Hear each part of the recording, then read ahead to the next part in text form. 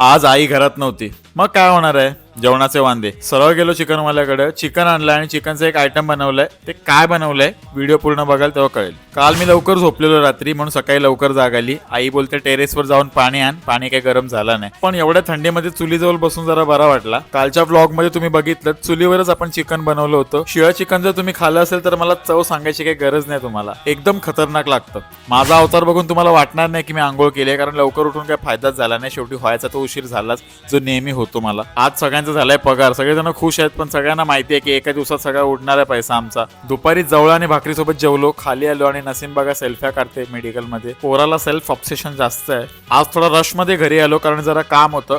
आई घरात नाही बोलल्यावर मग चायनीजवर गेलो. दुसरा काही ऑप्शन नाही माझ्याकडे, पण माझं काही चायनीजमध्ये मन भरला नाही, म्हणून मी आलो घरी चिकन घेऊन आणि मस्तपैकी पकोडे बनवले. ह्याची रेसिपी पाहिजे असेल तर मला कमेंटमध्ये चिकन म्हणून टाईप करा.